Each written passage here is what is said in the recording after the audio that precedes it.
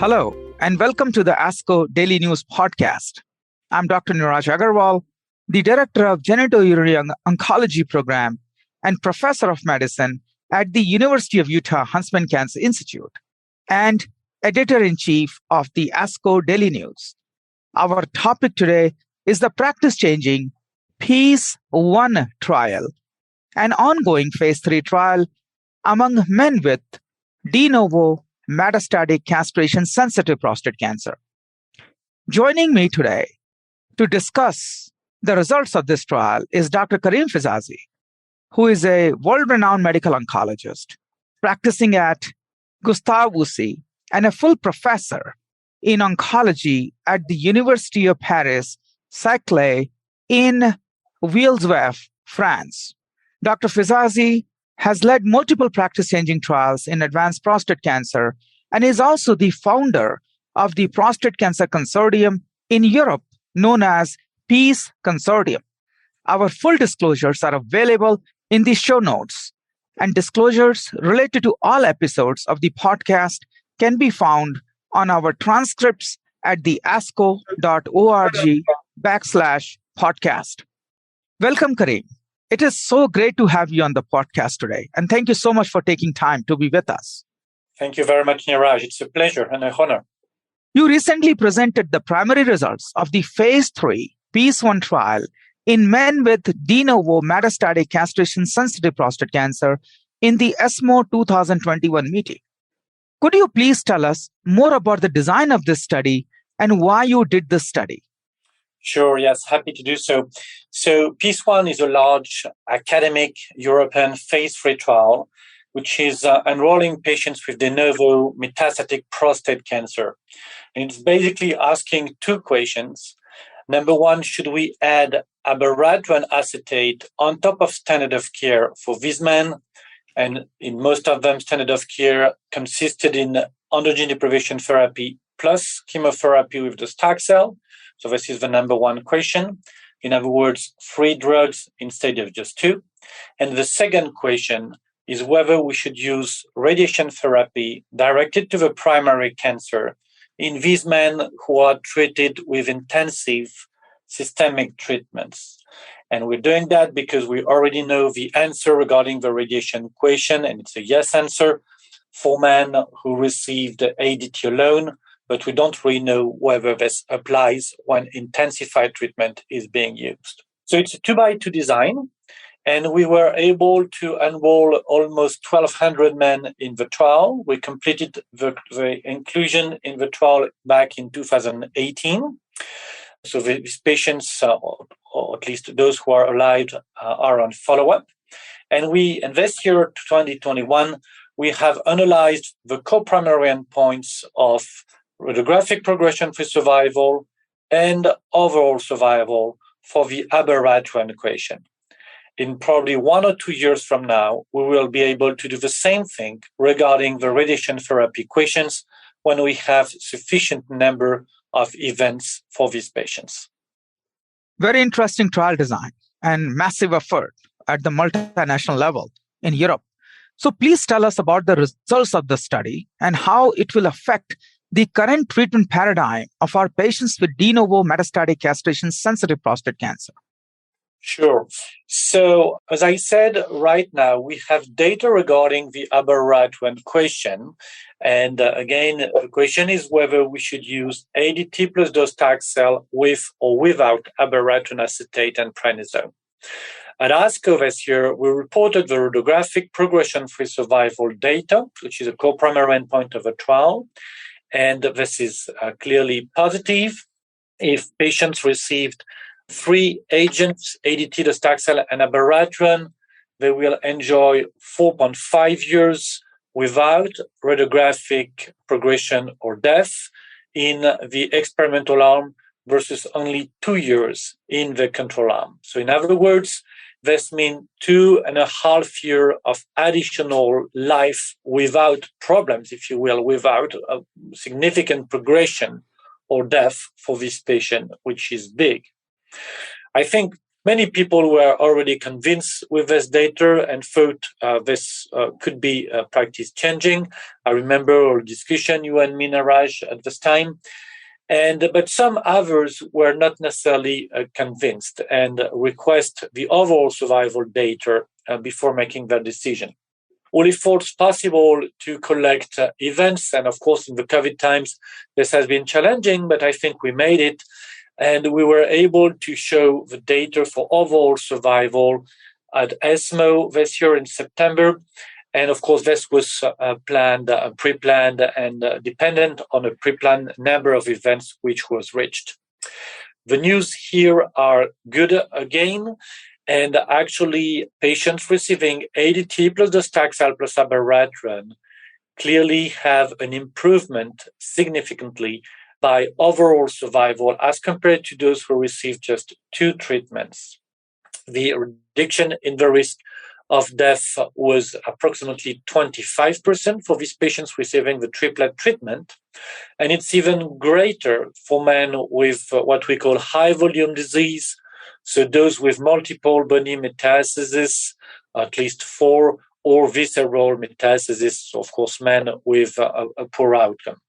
For these men, the reduction in the risk of death achieved by the triplet treatment was 28%, again, reduction in the risk of death, and thus translated in a marked difference in medians, 3.5 years in the control arm with ADT plus docetaxel, and this was actually what we were expecting for this population of men, as compared to 5.1 years for patients receiving the triplet treatment. So in other years, it's more than 1.5 additional year of life for these men receiving 3 treatments upfront.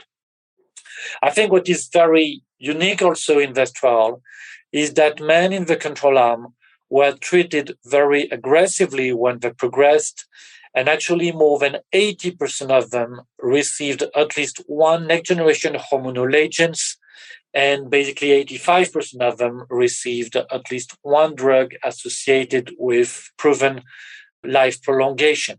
Again, this is in marked contrast to what we saw in previous pharma industry sponsored trial conducted in the past, where patients in the control arm were not necessarily very aggressively treated. This is clearly showing us. Yeah, this is very interesting. I was really impressed by the fact that patients in control arm as well as experimental arm, so basically patient on ADT plus docetaxel versus ADT plus docetaxel plus abiraterone, more than 80% patients were receiving subsequent life-prolonging therapies, which is in marked contrast to other trials we have seen in the recent past. And despite that, you were able to show a remarkable, clinically meaningful improvement in overall survival with the triplet therapy. I think that is the most important message I got from the updated presentation in ESMO 2021. Would you agree? Absolutely. I think it's truly a demonstration that early intensification is better than subsequent use of these agents when the cancer is already more heterogeneous, more aggressive, and harder to treat. We should intensify fit men up front. I think this is very important, especially those with predict poor outcome. So, Karim, these data are obviously very impressive and, in my view, practice-changing. Many of my community oncology colleagues have asked me about the potential side effects of this combination versus chemotherapy with docetaxel or abiraterone therapy alone in addition to ADT.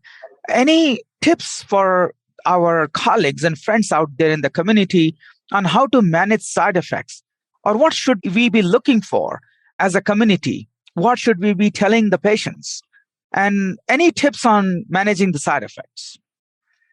Absolutely. I think this is a key question. And also, this was a great news from the trial.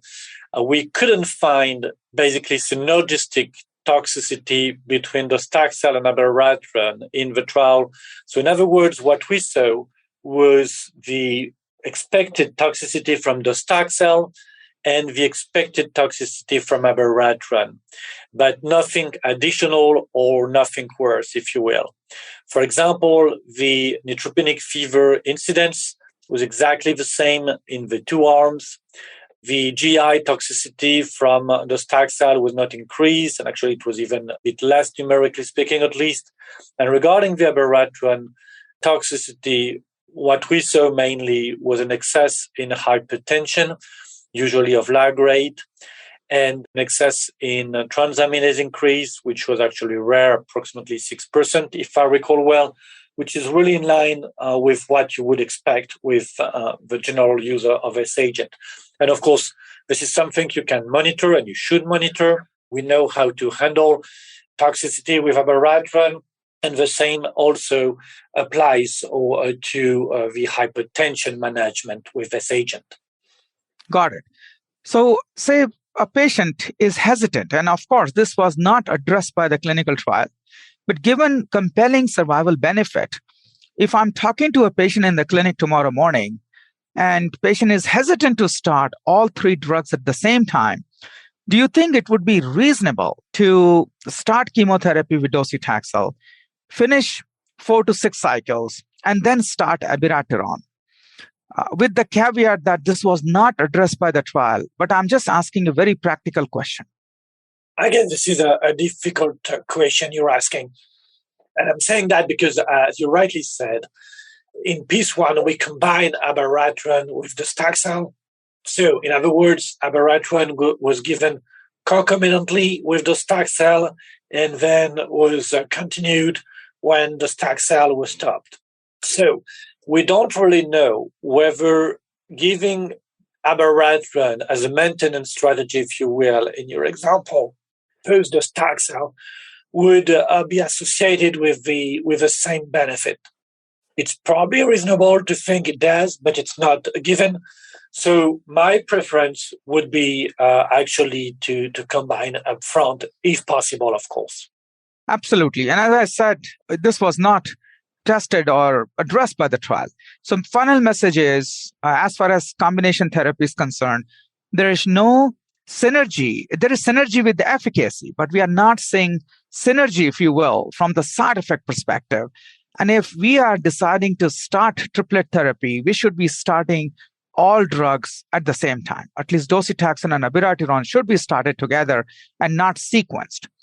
Any final message for our friends and colleagues in the community by you, Karim? Well, maybe just one or two final messages. The one is a hurrah message, because I'm happy, of course, with the data.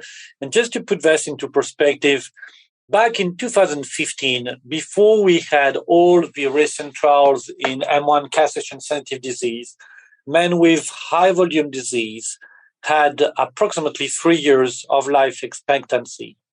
And now, just 5 or 6 years afterwards, thanks to all clinical research we conducted during this time frame, in PEACE-1, these patients can live more than 5 years, which I think is remarkable. I think the second and last message is that we should soon have more data for these men regarding triplet combination with ADT docetaxel and a next generation hormonal agents, specifically the Erascens trial, which is testing darolutamide randomly in this setting, is to release its data probably very soon. And the same applies to the enzalutamide trial with Enzamet, which should be updated specifically for these men receiving the triplet treatment. So we should see even more data than what I was fortunate enough to report this year with PEACE-1. Thank you. So thank you, Karim, again, for sharing these exciting data from the PEACE-1 trial. Congratulations for conducting this massive trial and coming out with such great news for our patients. I wish you all the best. Thank you very much, Neeraj. It was a pleasure. Thank you so much. And thank you to our listeners for your time today. If you enjoyed this podcast, please take a moment to rate, review, and subscribe wherever you get your podcast. Thank you very much.